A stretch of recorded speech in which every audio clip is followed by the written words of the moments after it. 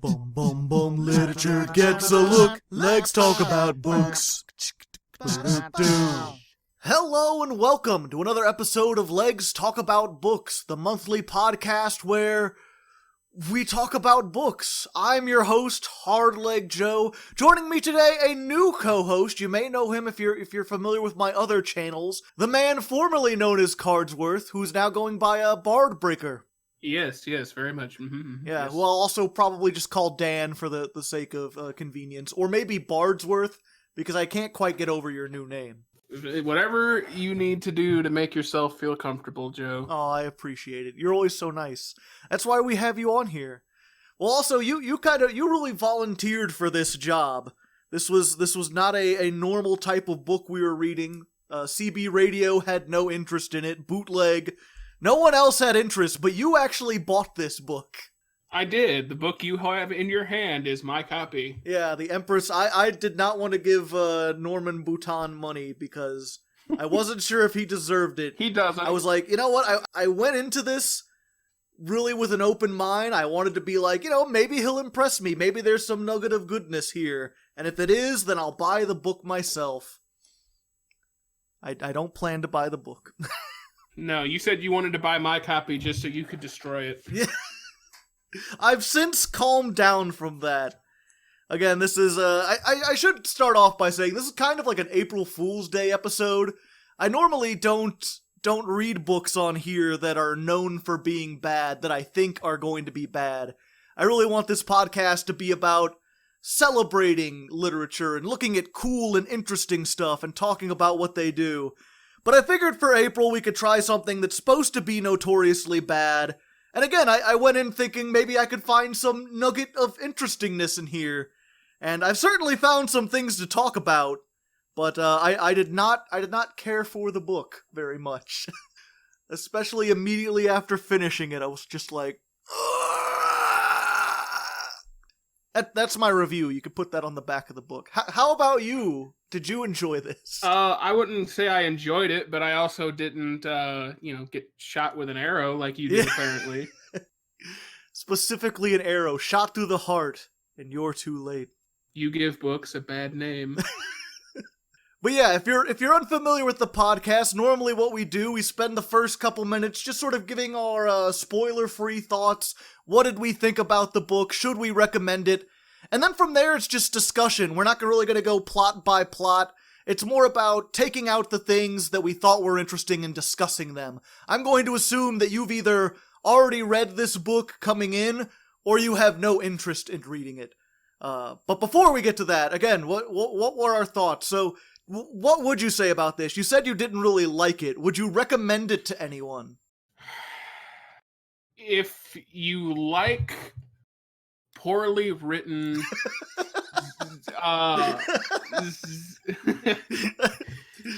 if you like poorly written books, then boy do I have one for you. If you like poorly written and paced and absolutely no proofreading and spell check, punctuation corrections, then yes. Actually, there's the market I would recommend this for. If you're like an English teacher at heart and you like to proofread shit and read through papers with red pens and look for spelling errors, look for punctuations, hanging sentences. Here's a good practice for you. Yes, get this book and you will need several red pens by the time you're done with it. It's almost interesting if you're an aspiring writer to just almost read through this and kind of find out what went wrong and why it went wrong. Why do so many people have such a negative reaction to this book?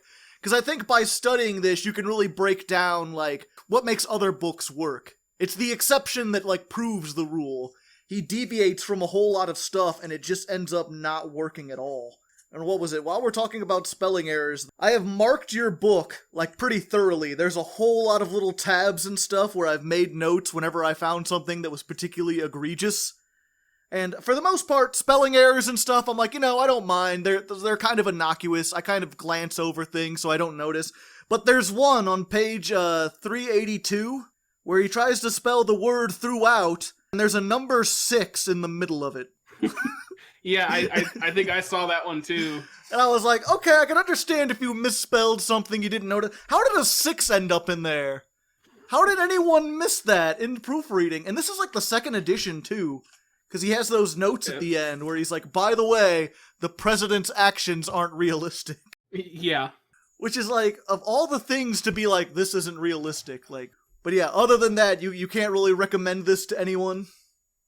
Would you say it's so bad it's good?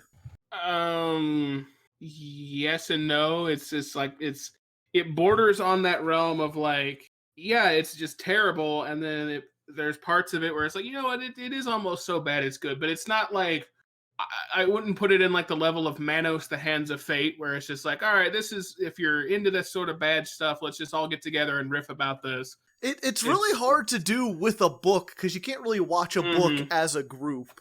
That's why I'm almost, I joked before about wanting to destroy this book, but I almost want to hand it to someone else and be like, here you go, here's this book with all my notes in it. You can enjoy it like that, make notes of your own and hand it off.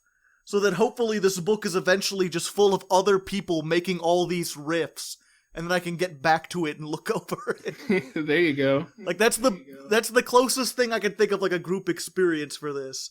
And I guess this, like, talking about all the nutty things that are in it, it's almost more interesting to hear about it than to read it itself. Mm-hmm. Especially, there's some parts in the middle, he really tries to go for almost a mystery, or I'm trying to think of what the word is. Death Note did this really well, where it's people solving a problem, and they go through all the steps, and in a detective story, like, that's super interesting, but listening to her, like, try to program Hal, like, I honestly could not really understand it about halfway through. I'm not sure if you got that.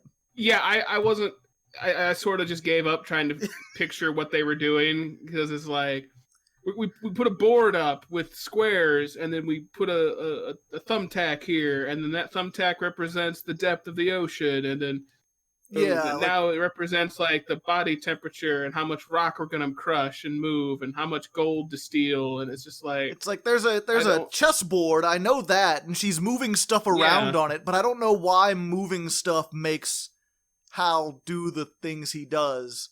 Because it's like, as I understand it, Hal isn't, he's not like sentient, he's just like reflex. Yeah. And she somehow has him programmed where it's like, if she does this thing with this piece on this square, Hal has a reflex to react in a specific way because the square corresponds to something in the planet, and Hal's like connected on a planetary scale. Yeah, and it could like move around and stuff or something. I don't know, there's that part where she uses Hal to make... We're getting into spoilers, by the way. We're already just in the spoilers. We'll get to the discussion in a second, but just talking about some of the weird things we didn't understand about this, because there's a part where the first water column she makes that huge water column, and then North Korea launches a nuclear missile at it, because they're like, fuck water, man, shit. And there's this worry that if the nuke hits Hal, it will destroy him. So I assume that means, like, Hal left her and was, like, in the water column. But then later she makes, like, hundreds of water columns? And it's like, is he in all of them? Can he split himself apart? I don't think he can. Is he in multiple places at once? I was really confused about how all that worked. And it's so weird because they spend so long trying to teach you how it works. It's like supposed to be the thrill, the entertainment value coming out of this is like, oh, look at her figuring this out. She's so smart. It's like watching Sherlock Holmes. But I don't understand anything. Yeah, I don't really have any answers either, because you're right. Like, I didn't think Hal left her because she was still controlling it, because she was still able to be like, no, I'm going to move this block, and then he drops the water column. So it's like, but they were like, if the nuke hits the water column that he's manipulating, how is he going to react? And it's just like, but so Hal's physically there, but he's an energy presence in her. Yeah, because that was the whole thing, was that her original plan was to just lift water into the stratosphere and have it rain down, but she couldn't because the North Koreans would send nuclear missiles to stop it. That's why she had to have the 24-hour atom bomb blowing up over the North Pole for like weeks at a time.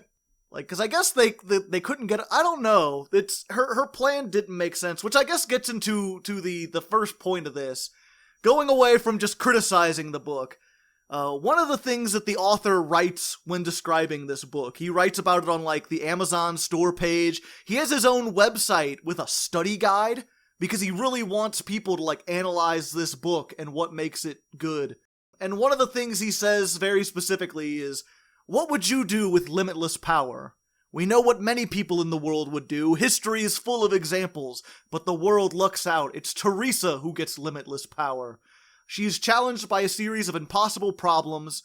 Can you guess the solutions before Theresa does? How would you deal with this trouble? How would you deal with these problems? Man, even just reading his description, I got kind of lost there. I'm sorry. Yeah. But yeah, his basic thing is, and he talks about this too. There's a part when Theresa's in college and she talks about all these movies and books and stuff she likes. And she's like, they're good because they ask a moral question and then they make you as the reader think, how would I solve this problem? I think that's what he was kind of going for this. Is like, again, kind of like a detective story. Like, here's a problem, how would you solve it in this situation? So the first thing I want to do is kind of go through that. Like, Cardsworth, assuming you're Theresa, how would you solve, like, getting kidnapped by military men who want to put you on a jet and shoot you into outer space? The first thing I would do is empty the vending machine of Coke bottles. I just thought that, I don't know why she just went with them at all. Like, they couldn't force her to do anything, could they? She has super strength. Well, yeah, that's a good point, because it's like, they pull her over and just tell her, point guns at her and say, you have to come with us. But it's like, yeah, she has super strength, so at any time she could, and in fact, that's how she got out of the plane, was she popped the canopy off. Yeah. With her super strength. So it's just like, at any point, she should have just been able to, like, punch her way out of the handcuffs, out of the holding cell, and just jump in the ocean and swim away. Yeah. I mean, that's an even better idea than what I was thinking. Like, yeah, she's super strong, and she's a good girl, so she doesn't want to kill anyone. She like, I could rip them in half, but I'm not going to do that. She doesn't murder people, and that's noble enough. And she doesn't know she's invincible, so it's like, I guess there's a risk they could like shoot her or whatever. But my thing would be like, you've had this for what? She's like 18 at that point, right? Give or take, yeah. Yeah, so she's had Hal for 8 years. She's done a little experimentation. She knows she has super strength. I'm confused why she never, like, tried to figure out if she had other powers, or, like, tried to see if she could do anything else. Yeah, like, we don't get a whole lot of that. It starts out where she's like, I've got this, like, orange crosshair in my eye, and it makes me super accurate throwing. And then I discovered I could bend these horseshoes, and that's, like, the extent of her superpowers that we get developed. Yeah, I'm really curious to know, like, because Hal seems to protect her, because obviously she falls out of the plane. They don't really mention this, but it's assumed that it's one of Hal's reflexes is just to keep her safe. Because she doesn't break any bones, she doesn't even bruise after belly flopping from orbit. Which another person in the book tried to do and died. Yeah. And they say that in real life that happened. I think someone looked it up, and the only case they could find of someone, like, landing in the water, they still broke their back. Like, they survived, and they even, like, weren't paralyzed, but they were still, like, in traction for 6 months. And she just falls out, lands, and then, like, Hal also keeps the sharks away from her, because there's a huge feeding frenzy. You remember that? There's, like, a mile-wide thing of blood. Like, he keeps that away from her. So you assume that he's protecting her. It makes me wonder, like, as a kid, did she ever get, like, a bruise or a scrape? Did anyone ever try to, like, punch her or whatever? Did she ever get hit by a ball playing baseball? Like, you think she would experiment and find out? Because if you are invincible, which it looks like she is, then like, the men point the guns at you and you just be like, nah, dog. Nah, I ain't going out that way. The president has a problem with me? Tell him to come talk to me. Because they can't force her into the plane and they can't shoot her. I don't know if at that point she knew she was invincible or not, or if it was just like she knew she was strong and could throw a baseball, super precisely. It just. But again, that goes to your point of like testing your superpowers, and like you said, did she ever get a bruise? Did she ever hurt herself playing baseball? Because they make a point that she joined like the sports teams and was really good. But yeah, they don't spend a whole lot of time. It's just like she's 8 years old. It beams over from a fox. and then she like goes to see a movie, calls for a pizza place, and then does it a second time, and then the call doesn't go through to the pizza joint. Yeah, so she's like, "Uh-oh, the government's on to me," and then it just like skips 10 years, and then there we go. It's one of those things. Like at the beginning, I'm marking down all these points. Like there is these really weird plot points. Yeah, she calls a pizza place, or she asks an operator to connect her to the pizza place, and it takes like 40 seconds, and she's like, "The government's on to me," and I just like mark down. I'm like, "Is that a thing? Is that how does that? Are there even operators anymore? If I dial 0, will I get anyone?"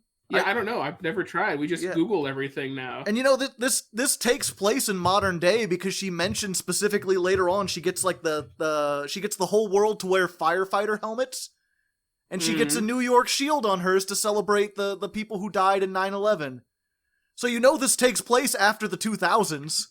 So it's like, it's modern day. I don't know. But yeah, it's one of those things, like, I marked that down, and then as I went on, I'm like, we don't have... If I'm gonna talk about every little thing like that doesn't make sense, we'd be here all day. Like, fucking, what was it? When she gets to the hospital, and she's been there for 2 weeks, and she's still in her, like, clothes that are just absolutely soaked with shark blood. And it's like, why didn't they put her in, like, a gown or something? Isn't that what hospitals normally do? That is what they normally do, and especially because for as innocent as the author tries to play her up as, he keeps very, obviously trying to describe her figure at any opportunities. Like, having her stripped down into a gown would have been another opportunity for that. Yeah. It's like, you could have this whole thing where it's like, all the nurses looked away. They couldn't take in her beauty. But they even, like, it's weird. There's a very brief moment where they're like, all the nurses took off the electrodes, and then they're like, they took a thermometer out of my new you-know-what. I was like, do they use rectal thermometers on adults in hospitals? I didn't think they did that anymore. I think they can, but most of the time I think they can just, like, point a thermometer at your face and get your temperature. They don't even have to put it in you anymore. Yeah, but it's just the fact that, like, a girl arrives, and she's in jeans and a shirt, absolutely soaked with blood, and they're gonna take her pants off, put a thermometer in her ass, and then put her pants back on. Be like, yeah, that's fine. You can just lay around in this. I'm sure there's no worry about, like, bacteria or infection or whatever. Because, like I said, there's a mile-long feeding frenzy of sharks. She's, like, soaked in blood. 2 weeks in the... Oh, Jesus Christ. Okay, I'm getting distracted again. Either way, okay, so let's assume for whatever reason you never experiment with your powers as a kid. You never decide... And, they mention almost that, like, she wouldn't do something like that because she's responsible. But I feel like the responsible thing is to understand the gift you've been given, not to be like... I'm noble and don't care about power, so I'm just not going to think about it. But yeah, let's assume you didn't think about it. You just didn't do anything with it except play baseball. Cheat at baseball? Is she a cheater technically? I forget if the book went out of the way to, like, limit her powers. So it's sort of like if you ever watch The Incredibles at the very end where Dash is running in, like, the track race and he outruns everybody. They go, no, dial it back. Yeah. And so it's just like, I don't know I can't remember if the book ever established a point where Theresa was like, how much, force can I throw this pitch with, without setting off suspicion, or am I just going to throw this at 120 miles an hour and, I'm just that good. Yeah, I'm not sure if that's, like, fair to the others. It's another thing where it's, like, questionably moral, but I guess it doesn't really matter because it's not like it really led to anything. She just was a baseball star for some time. It'd be interesting if later on she then, like, went to North Korea and used baseballs to, like, beam soldiers from, like, 100 yards away. With her super accurate powers. Well, yeah, they sort of like Chekhov's gun. Like, we spend time talking about all this, and it's just sort of like, baseball is irrelevant. Yeah. In the grand scheme of this. Like, some of these characters are irrelevant that we spend time with. Yeah, one of his talking points on his website about what makes Theresa so good, the story, is that it's not overly complicated. There's only 10 speaking roles in the whole book. I'm like, I'm not sure if that's a positive or not. Yeah, I guess he was trying to say, well, the focus will be on Theresa, and it's like, yeah, but you clearly don't know how to write, like, a 10-year-old girl or an 18-year-old girl. And I was like, and then you make this even worse. And then he just tried to, like, copy. He's like, oh, I'm going to write it in first person. That'll be easier. Yeah. There's this really weird part at the very beginning where she literally tells you that, like, I'm going to tell my story and here's how it works, and there'll be some things that I won't leave in because I wasn't there for them. And I'm like, did this man just explain what a narrator is? Like, you don't have to explain that part. Like, that's just understood if you start talking in first person, that we'll assume you're telling the story from your point of view. Okay, but yeah, we're getting distracted again. Let's assume everything with the atom bomb happened. The wind has stopped. How do you start the wind again? Based on my knowledge of various science fiction movies, this was sort of the whole premise of The Core, the movie The Core. The core of the Earth stopped spinning, and they had to start it up again by detonating a bunch of nukes in the core of the Earth. So I feel like our science, especially with like our president who thought the wisest idea to get rid of a hurricane was to nuke it, would be to just detonate, nukes in the atmosphere to generate current. Yeah. Then you'd have radioactive wind, but it would still be wind. And I mean, with Theresa and her, with Hal's ability, she could probably find some way to make a non-radioactive explosion. She talks about that, like, there's an explosion over the North Pole with the force of an atom bomb, but presumably it's not actually an atom bomb. It's an explosion with that much force, because if it was, then it'd be radioactive mist going over the entire world, making it soggy and radioactive. Right. I assume she found some way to, like, spontaneously separate hydrogen atoms into like something. And, yeah, I don't know. The way radioactive thing. They don't explain it. The way she talks about how the explosion works, like, I don't think that's how bombs work. But whatever. Again, if we started with the science, we'd be here all day. We might be here all day anyway. But I think that what's really interesting, because I've talked to this with CB Radio, I've talked with this with a couple other people, sort of asking them what they would do. And I think you're the first person who their initial response wasn't, I would ask someone who knows more about the wind and the weather, like maybe a meteorologist, something like that. I just assume that's a given. Like, you're going to consult, like, you're not just going to be immediately like, oh, there's not enough wind today. Let's launch my nuke silo and see what happens. Like, I just think it's assumed you're going to consult with experts and be like, what's our best option, man? Like, it's not just going to be, oh, there's no wind. We got to fix this right this second. We're, because they mentioned in the book, they're like, oh, we've got, a year or 2 years of no wind, and then all the crops are dead, and then we all die. So it's like, they don't have to make a hairpin decision. Yeah, I mean, but that's the weirdest thing. You assume that asking a meteorologist would be the first thing, but Theresa never does that. It's like her biggest character flaw, and it's something the book never acknowledges, but she never asks anyone for help except for, like, Steve sometimes. Which, I don't know how he knows all this stuff. He's like, they say he's like an engineer or something, but he knows, like, he has a physics degree. But he knows, like, all science of all fields. A lot of times they mention that, like, he just goes upstairs on the computer and he comes back and he's like, I did some research. I'm like, I think he's literally just Googling stuff. It's like, if anybody's a Mary Sue, Steve is the Mary Sue for, it's just like, how do I make, quantum physics a reality? And he's like, well, my, butcher degree allows me to tell you exactly how that works. See, I have a degree in non-specific science that allows me to know anything you could want to know, Theresa.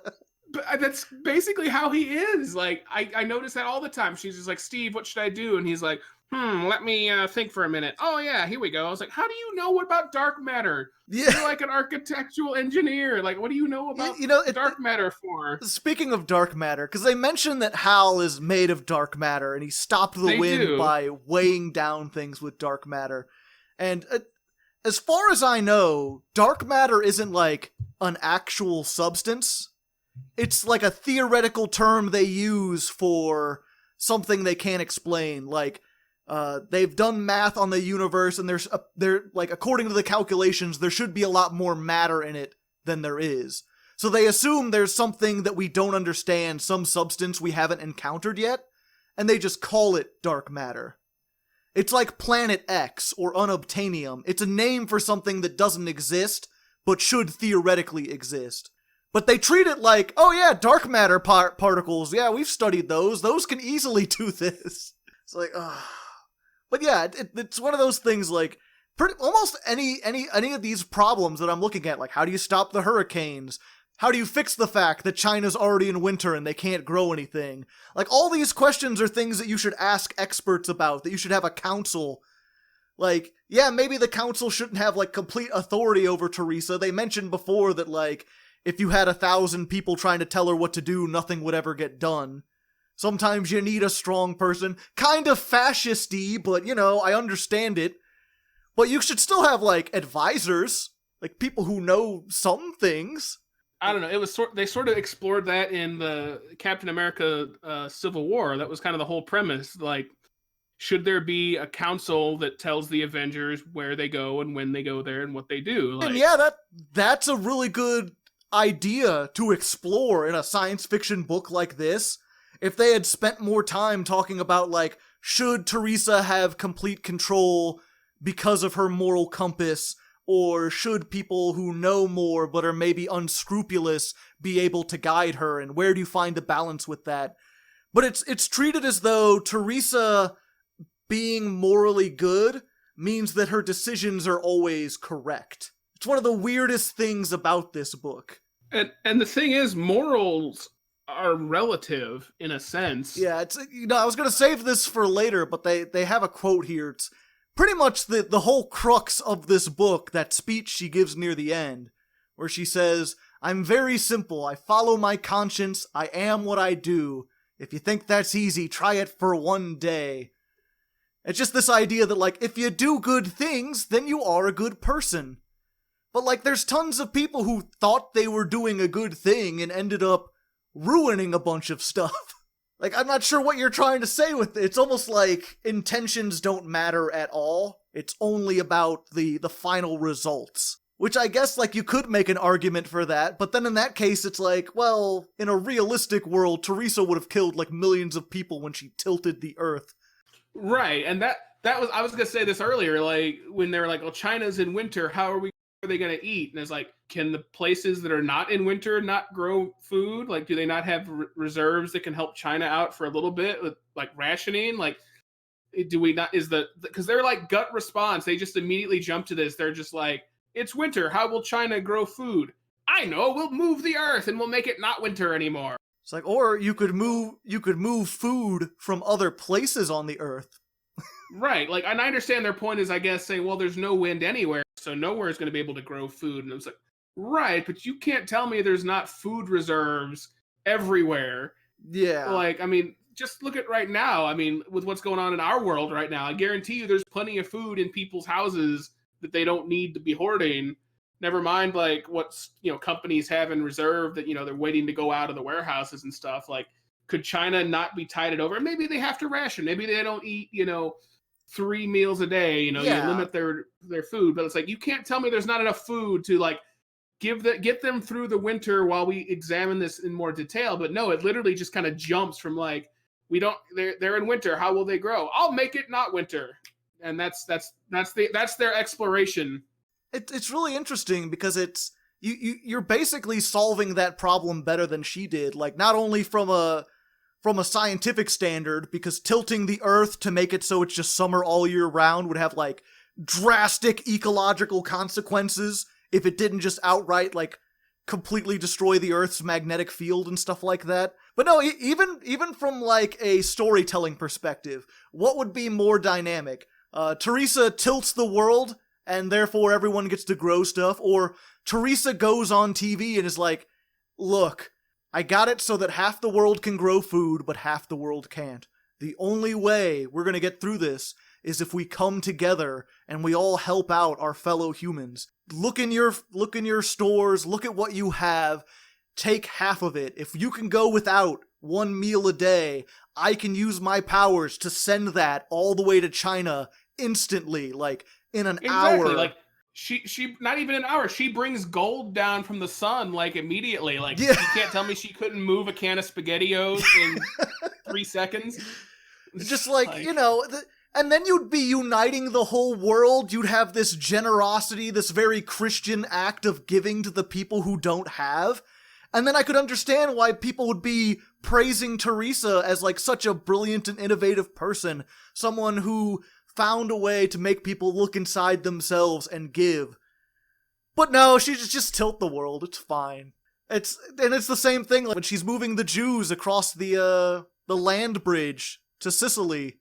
I think it was Sicily, or was it Crete? It was Crete. Yeah, she's moving them to Crete, and she's like, but what about people attacking them in the dark?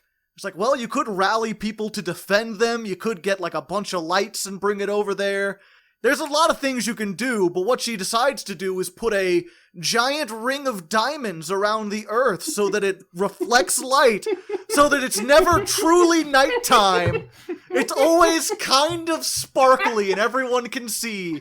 And she's like, crime will go down because there's no night for the bad people to hide in. And I'm like, and millions upon millions of animals will die. I forgot about the ring of diamonds. Yeah. Yeah, Earth has a ring now. It's made of pure diamond. Yes. It's a very interesting visual, I'll give you that, but it would fucking ruin the ecology of the planet. But yeah, no, you're exactly, that was her response. It was like, we can't have it be dark while they're moving out of Israel. So yeah, Earth has rings for lights now. Yeah. Instead of just like moving tiki torches onto this land bridge so that everybody can see, or boats with spotlights. You want to be biblical. She did the whole thing where she's like, I know, I'll put up a giant wave of water. It'll be just like Moses. They'll be making an exodus. It's like, why not put up a giant wall of fire? That would keep everyone out and it would be bright. Don't tell me you can't do it. Bring some lava up. Have things of lava on the left and right. That would be even better. You could one-up the Bible. It's like, man, if you're gonna have a girl with unlimited power, do something awesome with it at least. Not just tilting the earth and spawning silver and gold. Yeah, I mean, the Ring of Diamonds. All three wise men. The Ring of Diamonds is probably the most dramatic thing she does. Everything else is just sort of like moving big chunks of dirt. Yeah. I moved a bunch of dirt underwater and a boat. Oh, we have to invade North Korea. Well, they might get help from the Chinese. That's fine. We'll just cut off the Korean peninsula and move it in the Pacific. Yeah, move it. That's fine. I'll do it slow. There won't be a tsunami. Like, honey, even if you move it like an inch, you're still gonna drastically change all the sea creatures and oh my god, you can't just move a peninsula. It really is this example of like, when all you have is a hammer, everything looks like a nail. Like, there are problems, you could solve these problems without having to pick up islands. Just because you can doesn't mean you should. I believe it was JFK who said that. Just because we can do a thing does not necessarily mean that we should do that thing. I believe the actual quote was, "Bitch, I can drive a car with my feet. That doesn't make it a good idea."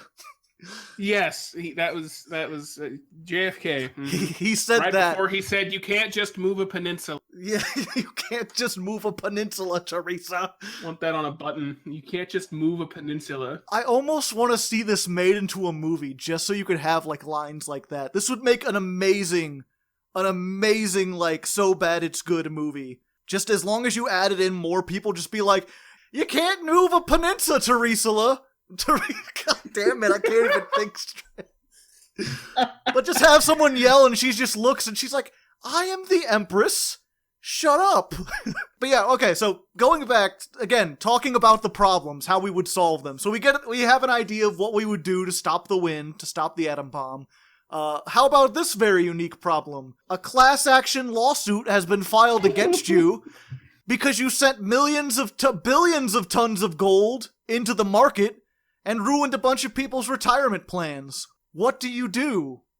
Do you, A, just pay those people retirement plans because you have literally more money than God and also godlike power, so it seems like the least you could do? B, go to court and actually defend yourself in a rule of law?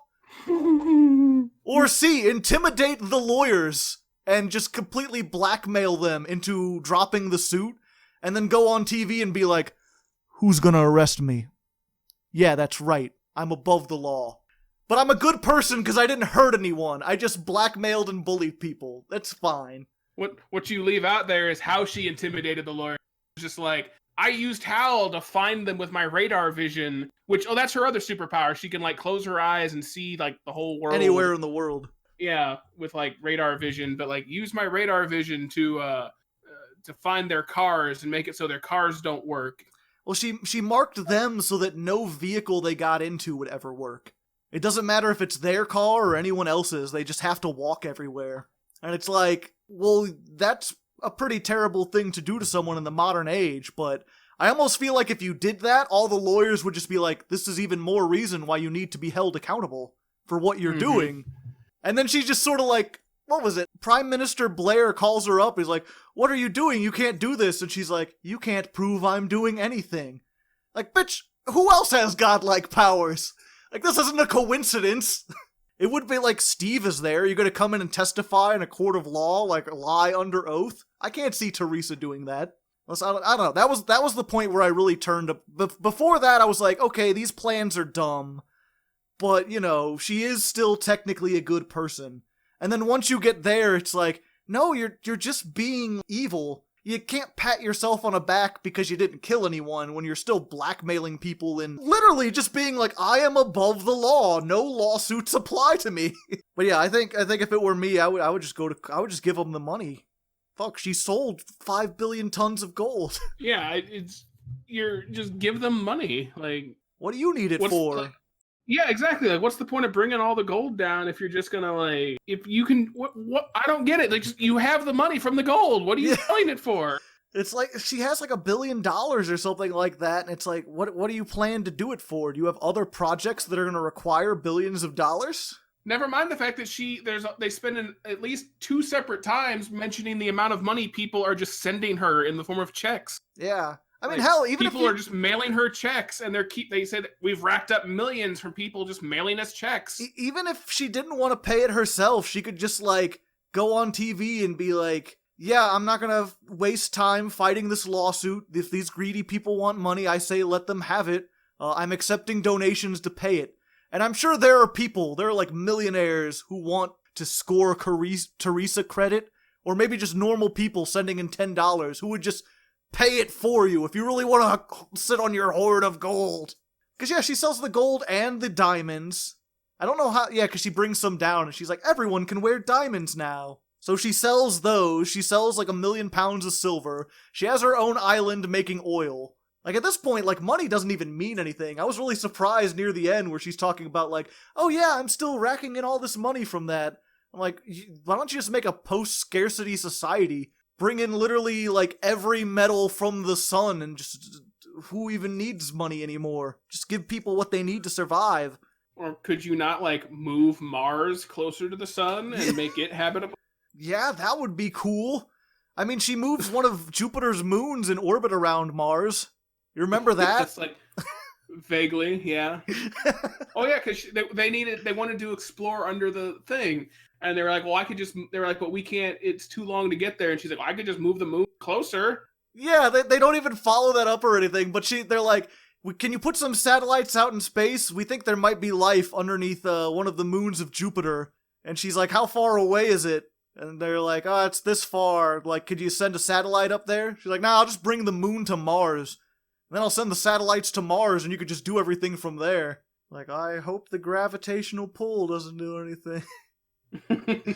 This reminds, there's a famous clip from a Superman, or it's like a Justice League cartoon where Superman's like I could just push the Earth out of the way, and Batman's like, if I had all day, I couldn't explain how dumb that idea is. Mm-hmm. Like, you can't just move planets around.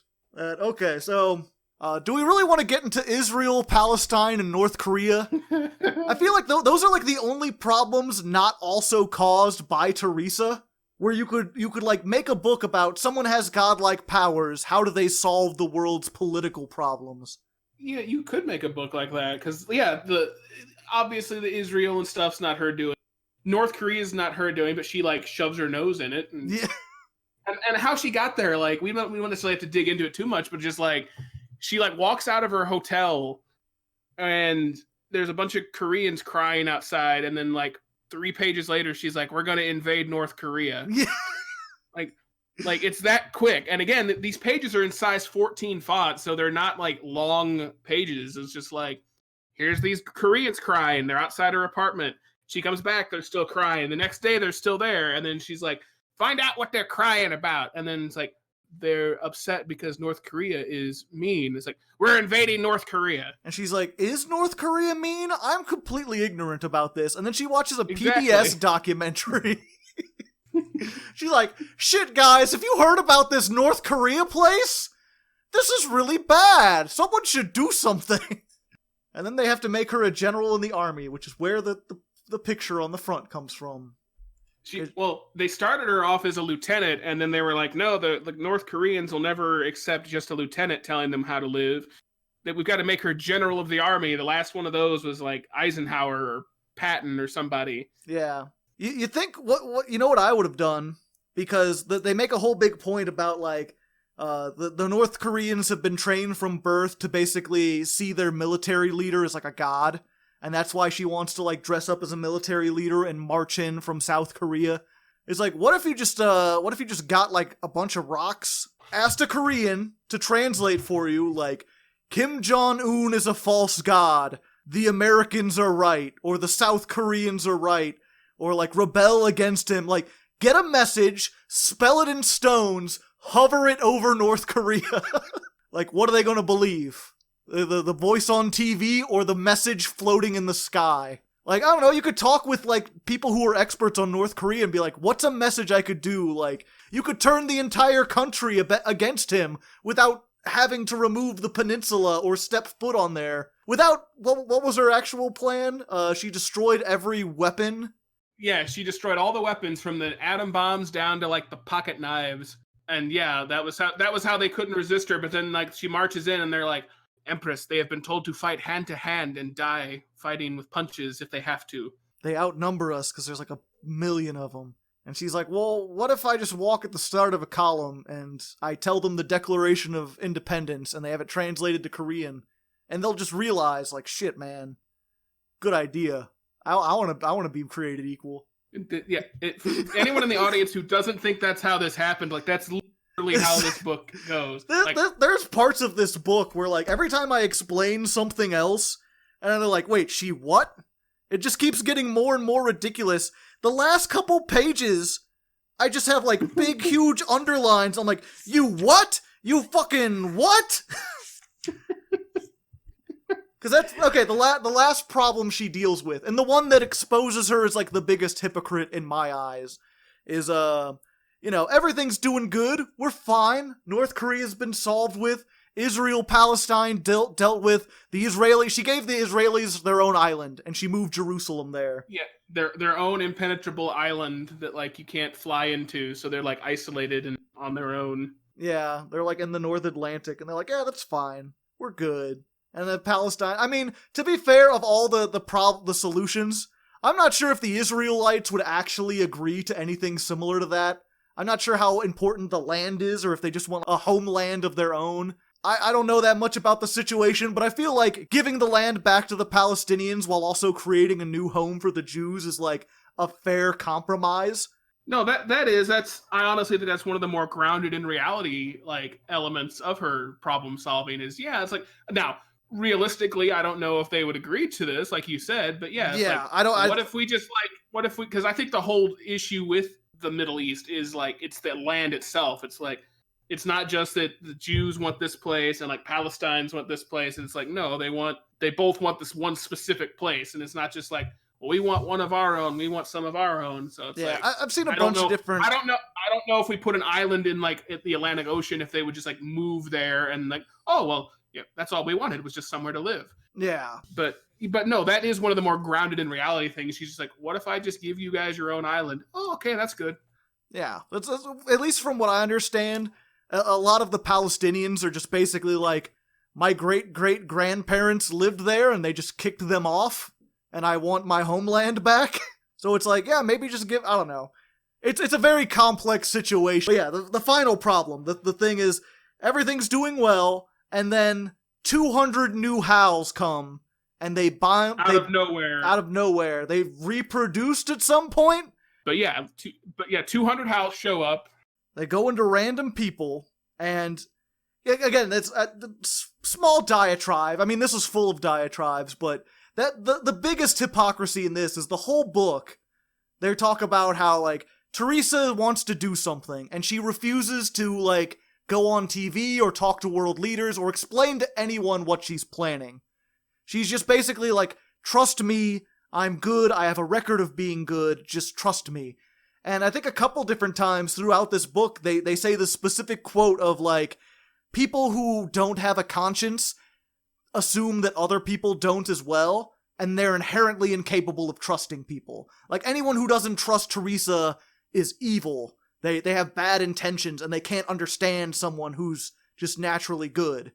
And it's like, okay, I can kind of understand, like, yeah, we have to trust one another. And then 200 people get power, and Theresa's like, any one of them could be the next Hitler. Shut everything down. Shut the whole world down. We can't risk even one of them doing anything. Like, Theresa, they could be just as good as you. You could teach them to be as good as you. There's so many. Why? Why? Why? Oh, are you still there? Yeah, no, I'm still here. I was sorry. No, I'm listening, and anyway. Continue. 200 howls. Yeah. Yeah. So everybody, like, we gotta shut everything down because we gotta shut everything down. To be fair, I'm not sure exactly how you deal with the problem of like pretty much everyone just having godlike abilities, or not everyone, but having 200 gods roaming around, because that would be a really difficult problem to deal with. Because, I mean, realistically, yeah, I believe you should trust them. I think you should try to draw them in. You should try to get them to work together and realize their powers, like, need to be used for the greater good. I think Theresa sets a really good example about why you should do that. And if she could get more people on her side, then yeah, the few that do act out, you could do something about them. But she doesn't do that. In fact, we don't know what she does about that. That's the thing, is like, I don't think Norman had an idea about how this problem could be solved, because he does a 600-year time skip. Yeah, Theresa puts everybody to sleep, and then 600 years later, everybody just waking up. Yep, they go into a coma, and they wake up. They're like, astrologers say it's been 600 years. It's like, and then, like, the people who had the howls in them, like, what was it? They say that there's a couple still around, but some are just missing. I'm like, Theresa, how many did you murder? I forget what they said. They were just like, they made a point to say, like, well, she can't control other howls. And then they were like, one guy had already figured out how to, like, pick up a car with his. Yeah. And then, then she just puts everybody to sleep, and then they just wake up, and it's just like, oh, yeah, we took care of all the howls. Yeah, well, what was it? There's the one guy who has the howl went into him, and they're like, oh, he's a patriot and a Marine, and he showed up, and Theresa tried to see if she could put him asleep. Yeah, like voluntarily. She has the ability to do that, and he didn't. So, presumably, everyone in the world goes into a coma except those 200 people, and then I just imagine, like, Theresa and Steve, like, in a dirigible, or, like, on a floating piece of rock with binoculars, like, looking down for movement, hunting these people as they're, like, in the woods trying to develop their powers, fighting a resistance to try to stop Theresa. Like, I'm honestly surprised they didn't wake up and there wasn't, like, some huge holes in the earth from where these titans did battle. Well, yeah, and it almost would have to be, like, titans doing battle, because remember, they tried to kill Theresa with a nuke, and it didn't kill her, so it's like... Well, I mean, she jumped out of the way. Well, and it's like... I don't know. I mean, it's like, could you kill her? Well, because that's the other thing. Like, she gets hit by a car. Yeah, that's a good... Okay, so she's not invincible. I completely forgot that, like... Because it's like, so hand-waved. It's like, the second to last chapter, she gets hit by a car and is, paralyzed from the waist down. Paralyzed, yeah. They put her in a thing, and she spends all day crying, but then she tries to find a way to, like, fix it. And then there's the 600-year time skip, and then she and Steve walk out with their 400 children. Who are smarter than everybody. Who are smarter than everyone else. They're like 6 years old, but they have like each of them has the sum of human knowledge and has been like genetically bred to do a specific task. They've been trained from birth. Yeah, they have armbands for what they're good at. And what was it? There's this very disturbing passage. Let me see if I can find it real quick. It's gotta be near the end. Steve maintained his cool, as did the children, who looked out casually at the crowd. Because, yeah, they landed on Washington in a giant metal coffin, which isn't intimidating at all. It's like a giant ship, but it's shaped like a coffin for some reason, which is a weird thing to compare it to. And then he steps out with 400 10-year-olds. Like, they didn't act like 10-year-olds, but neither were they adults. I kept them in pre-puberty state so they wouldn't fool around with each other. They didn't mind. Mom, why do I have to be 10 for 800 years? It's so you don't diddle your 600 sisters. Yeah. It's like, I assume that the whole point was supposed to be like, yes, somehow me and Steve by ourselves were able to raise 600 children, and we taught them to be right because we're perfect and they're perfect too. But we can't let them get into puberty because God knows we can't prevent them from having sex with each other. Imagine if it opens up and there's like 300,000 inbred people who look vaguely like Theresa and Steve, and they've all got godlike powers. There's the real ending. But yeah, she found a way to stop aging, by the way. It's never explained, but she just isn't older now. Yeah. Well, and she can turn it off too, because like she's like, we've decided we're gonna age naturally now and die. Yeah. The end. After 600 years of being immortal, we're fine. We've lived long enough. Yeah, we're just gonna turn off our anti-aging cream. Yeah, and then all the children who like were anti-aged or whatever for 600, like, yeah, they'll grow up as normal from now. Like, that's gonna be really awkward. Like, imagine if you've like, okay, your life is 600 years. And then suddenly you have 60. It'd be like if you got to 10 and you're like, hey, by the way, you have a year to live. Like, percentage-wise, compared to the rest of their life, she's basically dooming them to like, yeah, you have a very short amount of time. Do the best you can with it. They didn't fool around with each other. Who's gonna marry these absolute inhuman things? Like, what kind of children do you have where you're raised in isolation with nothing but your family for 600 years and, like, told, like, you have to learn mathematics to lead the world in mathematics. That's all you do for 600 years. Like, oh, this is... You know, I really want to see where the story goes from this. I want to see the sequel. Empress Child 632. Yeah. How does the world deal with its council of 400 children dictators? I assume they won't take no for an answer. But they don't have HAL powers, though, so they could just, shoot them and there you go. Yeah. I mean... Mass child genocide. Presumably you could just shoot Theresa, too. Oh, no, I mean, they hit her with a car. Yeah, which literally came out of nowhere, yeah. Which is why she didn't see it. Yep. But no, like, it's just 10 pages left in the book. Oh, and I got hit by a car. Yep. Oh, I'm paralyzed. It's so sad, but I can find a way. It's just like when they make the big Hollywood movies, they've got all these bad guys. Like, how do we wrap this up? They're all controlled by a central source. We just kill that in the last 30 seconds, all these bad guys. Now we don't have to clean them up. They're just dead now. It's like, the control ship has been destroyed. All these battle droids are no longer functional. It's okay. We made a bunch of oil. Now OPEC gave up. That's in there. It's yeah. And she's just like, I made my own oil to stop OPEC. What were they doing to stop OPEC? It's like, why can't we just... What was it? They mentioned that, I don't know how, but she's like, I could get carbon out of the sun, and then we could make fuel so cheap that everyone could drive for, like, cents a year.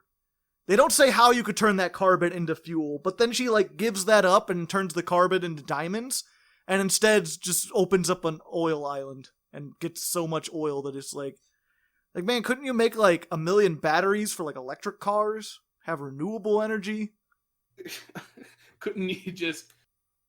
Again, it's just like the Thanos thing. Like, Thanos is like, there's a finite amount of resources. I have to wipe out half the universe so the other half can survive. It's like, couldn't you just also use your Infinity Gauntlet to make more resources? Yeah, couldn't you double the resources? Instead of, if there's just like 2 people left and 1 can of corn, couldn't you, instead of killing one of those people, couldn't you just go get another can of corn? Yeah. If you have the power to conjure, like, to kill one instantly at the snap of your fingers, surely you can conjure another can of corn. You have the reality stone. I mean, you could probably conjure corn even before you had all 6. That's not even bringing up the fact that, like, his solution is a temporary one. Like, you kill half the people, it's like, people breed, right? Eventually they're gonna breed those people back. Mm-hmm. Like, all you've done is bought the universe some time, and then you destroyed the Infinity Stone so you couldn't do it again. It's like, yeah, maybe if you made, like, it so there was a snap every, like, 100,000 years or something, then maybe you would save the universe, but not really. Thanos versus Theresa, who would win? The battle of the ages. Yeah. I don't know, like, Thanos can do anything at the snap of his fingers, but Teresa's implied to just be like, I think Thanos could win just because Thanos only needs to think about it and snap his fingers, whereas Teresa's like, get my Teresa chessboard. has to, like, she has to manipulate a chessboard They'll and, figure like, it out. teach Hal how to do it for her, because she's not doing it. She's just like, I taught Hal which square means move diamonds, and he did. Okay, so I've got one more interesting thing on here that I wanted to bring up. While I was waiting for you to get ready, I was looking up Norman's website, and under his study guide section, he has a bunch of questions and answers where people had asked him, like, why didn't you do this? Why didn't you do that? Some of it's actually interesting. Apparently, Teresa's personality is supposed to be like that of a child. Like, he specifically wrote her to be more childlike because, like, she has the pure heart so she can do stuff. It's the reason why she doesn't act like an 18-year-old. But that's beside the point. There's another question. Question is, isn't it more interesting to show a protagonist making mistakes and then recovering from them? And his answer is thus. Usually, but Teresa's responsibilities are so great that any failure on her part would be a disaster for the whole world. We are in new territory here. An interesting corollary to this question, and to the following question too, would be, wouldn't it be more dramatic to see Theresa start out as a bad girl and end up good after doing all her good works, have a redemption arc?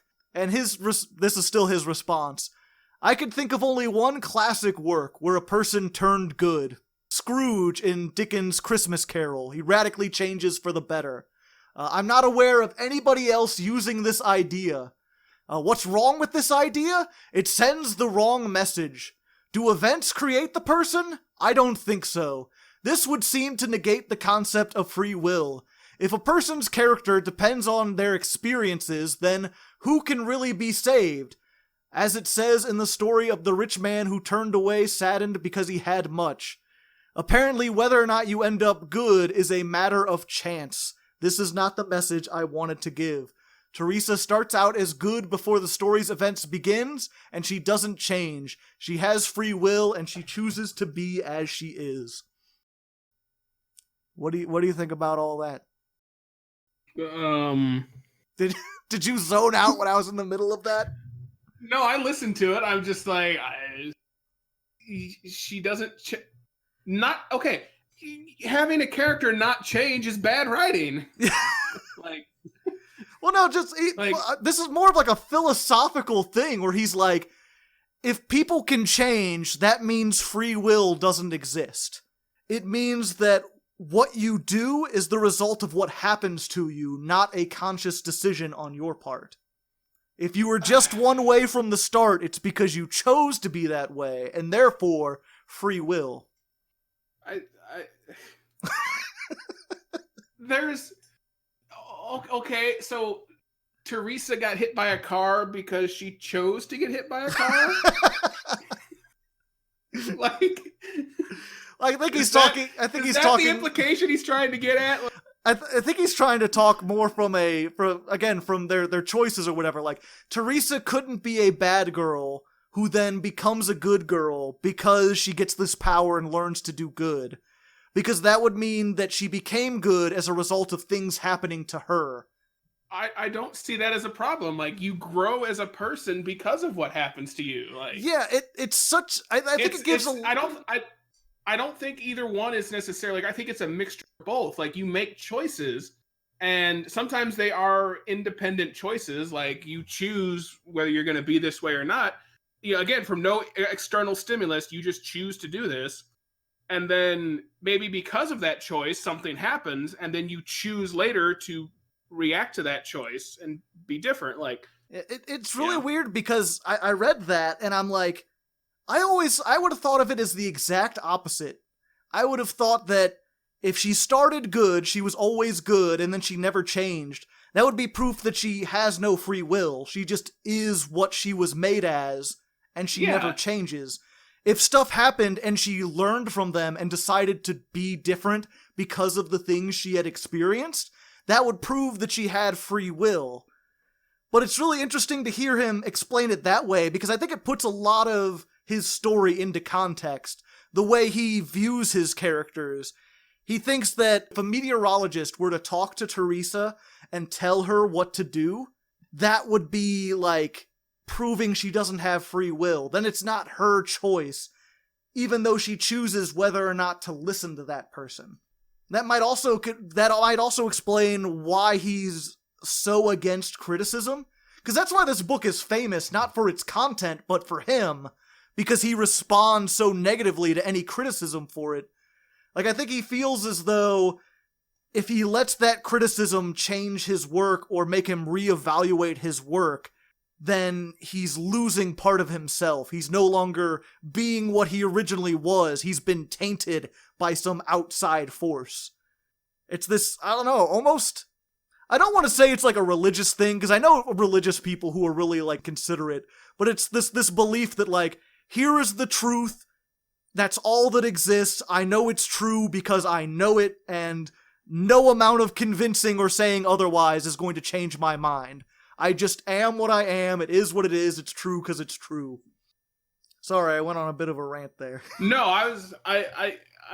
I think that's probably a fair assumption as to why he's so negative with the criticism, because, yeah, based on his view, his worldview of how people are, then yeah, if he does... Yeah, no, I agree. Yeah, it's just really, I think I'm the only person who's like, not the only person, I'm sure other people have analyzed him, but like, I feel like I'm the only person who's actually tried to understand Norman. I still don't get him, I still don't like him, but I want him, apparently he listens to like everything that anyone ever says about it. He responds, so if you're listening, Norman, I just wanted to let you know, I don't hate you, buddy. I really tried to understand you. I just don't understand your way of viewing at things. I don't mean you any disrespect though. My apologies if I offended you or anything. You want to deliver a message to Norman while you're here? Same thing you were saying, like. Oh, okay. I thought maybe you'd be I for one, Norman, don't forgive you. No, like I'm not a heartless person. I just. Yeah, I think people need to be open to criticism and like pointing out, especially if, I haven't looked into all of what he's saying, but like if he gets bent out of shape because someone's like, you put a 6 in the word throughout. Yeah. Telling someone you just need to proofread your stuff better. Like, I looked at this, like, what was almost more distracting for me was just the fact that it looks like nobody ran this book through spell check, or, or like they would always tell you in high school, like, well, spell check's not going to find all your grammatical stuff. And here, like, I'm super nitpicky, but like the apostrophes were facing the wrong way in so many places. And it's just like, I kept zeroing in on those every time I'd read through, like, instead of it being, angled to the left or the right. So I'm just like, this is, did he write this on a typewriter and like scan it into a copy machine? Yeah. Like, how did this get written? Even like ignoring the plot points, there's some other parts in here where it's like even just basic like understanding story parts. I think it's specifically chapter 3 where Theresa and Steve get married, and then the chapter ends with the sentence, "I was driving the car alone one Saturday to go grocery shopping, thinking of the wonderful future waiting for me." And then the next chapter starts with the 6 men with handguns telling her to get out of the car. And I'm like, if you just moved that paragraph over, you would have a perfect cliffhanger. Why do you end on, "I drove to the store," and then start with the men got out of the... Like, end with the men, like, everything was going fine. I drove to the store. 6 men got out of the car. Then you want to read next. Like, that's just very, very basic. Very basic stuff. And yeah, I don't know, like, and the Chekhov's gun thing. I mean, so much in this book that's like, it's not relevant. It's just there. I'm going through my all my marks that I have here now. Why did Theresa go to France? Do you remember that? Because she wanted to get away, I guess. I don't know. What did it have to do? She just went there, and then she and Steve spent the entire time complaining about how underwhelming the Mona Lisa and Notre Dame were. And then they went to Ireland. Yeah, they wanted to just get away and get out of the house with the butler, and they just like, let's travel. What are they going to do? Stop us? And then they go, and then they get mad because like we couldn't be seated. Yeah, and this is when the world's starving, by the way. This is when the wind's not started. They're just like, let's take a vacation. We're fine. When the whole, it's like, yeah, we're going to, because they had been famously like, we're all going to trust Theresa to solve this problem. And then they decide we need a break. And then it's just like, why did everybody look at us funny? Why were they wondering why we were here instead of working on the problem? Yeah, she works 7 hours a day. You know, it's interesting. I recently saw an interview with we're in the middle of the coronavirus epidemic, if you're watching this in the future. And they were talking about the guy who's in charge of, it's like the medical department for the United States. And they asked him, like, how is your life doing right now? He's like, well, I get about 4 hours of sleep. I wake up at 5 a.m. I have to go to all these news stations. I have to read up about stuff. I have to go, I'm in like 6 hours of meetings. Then afterwards, I have to read like world news to figure out what has gone on around. He's like, and then I have to write up a bunch of stuff for the next day. And then I end up going to bed around like 3 a.m. Like, that's what you do when there's a crisis. You don't be like, I need to take some time for myself, go on a vacation. And now there is absolutely like, you know, especially if you're the only one who has the solution, you need to take care of yourself too. Otherwise the problem won't fix itself. Yeah, but she should push herself at least a little bit. Yeah, I mean, you work more hours in a day than she did. Yeah, I work more hours than Theresa did to save the world. Like, you're trying to just figure out like what Yu-Gi-Oh deck to put out next week. I'm trying to figure out Theresa. And she's just like, I worked a few hours on my chessboard, nothing happened, so I took the rest of the day off. I worked for a few hours, I couldn't figure it out, so I had some chipmunks shipped from the United States and had a little greenhouse made with them. I'm going to teach them how to eat out of the palm of my hand. And we're going to broadcast it on TV for This is all serious, by the way. That all happens. Yeah. That all actually happens. But yeah, someone pointed out, I was watching, there's another guy called Crimson Rogue, and he's been going over doing a review of Empress Theresa, like, and he's like going bit by bit. And he's like, you know, screenwriting 101, we're trying to solve a problem, we're not getting anywhere, let's take a break. They go to France, maybe they arrive and they see something, and she's like, oh wait, that gives me an idea, and then she decides to do something. Or, I don't know, she goes... every episode of House. Yeah. She goes up in the Eiffel Tower, and then some assassin tries to push her off, and then Hal stops her, and she realizes, like, oh, that's how I can trick Hal. If I'm falling, if I'm in danger, this thing will happen. Because that's eventually what she figures it out by plopping into bed. But it's like, you could have made the Paris trip amount to something instead of just complaining about Notre Dame. Yeah, I mean, it's the Chekhov's gun thing. Like, don't describe something, don't make a point of something if it's not relevant. Like, I wrote a short story when I was in college, and I had my high school English teacher proofread it, and she looked over it, and she was like, you described the setting and the scenery very well. You know, you're great with this world building, but like, is this relevant? But it's like, you don't need to describe all this, you know, scenery if it's not relevant. And Theresa is just like, so many points, like the whole France trip served no purpose to drive the plot. It was just in there.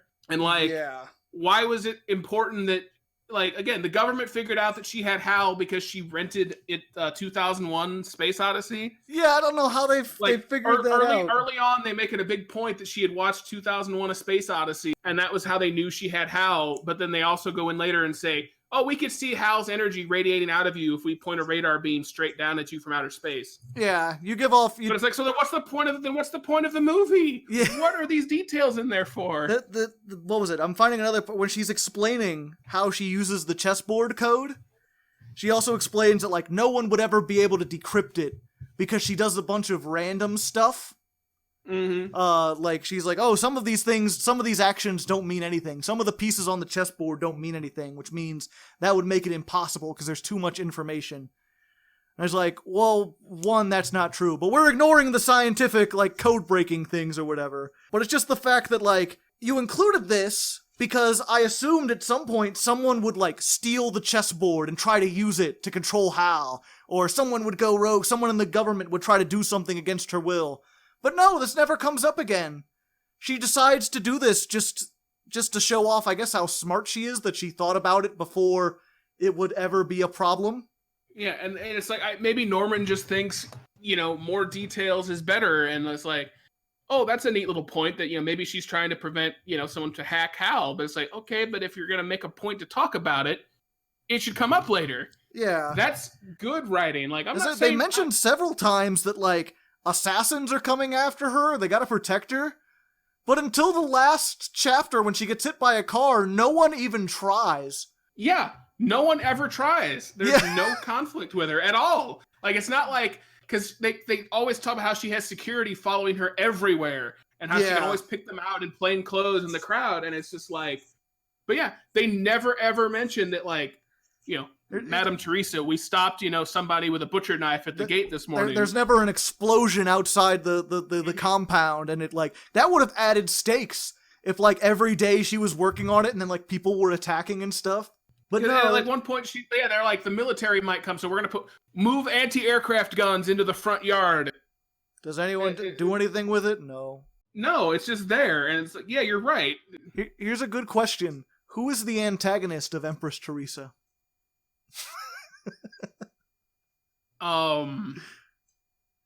Is it OPEC? Humanity? Theresa versus the world. Like, I honestly don't know if there is an answer to that other than you select humanity. Yeah. Because there's not like an overarching bad guy. It's just like, or maybe it's her against her self-discovery. So most of the problems are, like, caused by her, and then the few that aren't are, like, pre-existing ones, like, I guess you could say North Korea, or, like, the terrorist, or OPEC, but the thing is, like, none of those... chapter, those are each relevant. Yeah, none of those ever do anything to, like, threaten the protagonist. I mean, North Korea sends a missile once. And then, like, the terrorists blew up the oil tanker. Yeah. OPEC, they threatened her, but, they like... sent a letter to her, yeah. But it's like... They sent her a very strongly worded letter. Like, but yeah, that's a good question. Like, who's the antagonist? I don't know if there is one. It's like, it would be nice if you got to see, like, her dealing with, like, a specific person in OPEC, or maybe them trying to send, like, assassins after her or something. It sounds more exciting than it is. We'll see. Is there anything else in here that I forgot? Okay. One last, two last things real quick. I'm good. We can go as long as you want. They're very small, though. One, it's going back to his study guide, Norman's study guide. I think it's the study guide. No, it's Look Inside. He has a separate chapter next to the chapter of Genius, where he has, like, breakdowns of several chapters. Chapters 1, 4, and 6, which I'm like, I don't mind. And then chapter 22. And I'm like, okay, why that chapter in particular? And he starts it off with an author's note, like, this chapter is my personal favorite. That's probably because I've been over the story so many times that nothing surprises me anymore. No doubt first-time readers will find the surprises in other chapters make them their favorites. Do you remember what chapter 22 is off the top of your head? Couldn't tell you. That's the one where she flies to the United States and the plane... and everyone knocks everybody in the plane out. Yeah, and she has to land the plane herself. She learns how to fly by reading a technical manual, and just she can magically land this jumbo jet that she just learns how to fly. She's a very smart, good girl. Yeah. And they make it a point where she's like, you need to, tell the airline industry to have, basic instructions in here. Yeah. These technical manuals are great if you know how to fly, but they don't teach you how to fly. It's like, because that's why nobody in there is going to be learning how to fly in the cockpit. Yeah. You should... How often is that situation where literally everyone on the plane gets knocked unconscious at once? But it's one of those things, like, his favorite chapter is a chapter in which nothing related to the plot happens. It's just like a standalone, shit, all this political talk is boring. Let's have a little bit of action. The only thing that comes from that is she's sort of like, she gets worried that Steve's dead because she thinks everybody's dead on the plane. And then it's just like, she learns she learns that like Hal has a reflex that is the last time that he was in a plane, she was gonna die, so he thinks that. But like, I guess it doesn't drive the story though. Like nothing happens from that not learning of that knowledge. Actually, now that I think about it, it does come back because that's when she learns that Hal can put people into a deep sleep that's like death, but they don't like do anything. Yeah. Okay. How she affects it on the entire world, I don't know. But she puts the whole world into a giant plane. She builds a giant plane in outer space to encompass the entire planet. She doesn't actually, but I would not be surprised. The final thing in here, though, there's. Do you have any idea what her deal with like Joan of Arc is? Oh yeah, she did like. She found the bones of Joan of Arc and like the hair and yeah, she just started like digging up historical artifacts. Towards the end, she's just like, I used Hal's radar vision and I looked up where like Joan of Arc would have died and then figured that no, they would have taken her body somewhere else.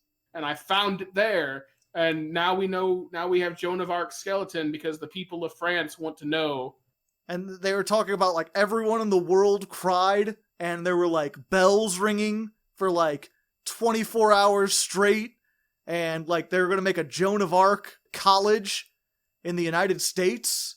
It was very weird. It was like an inordinate amount of time talking about Joan of Arc.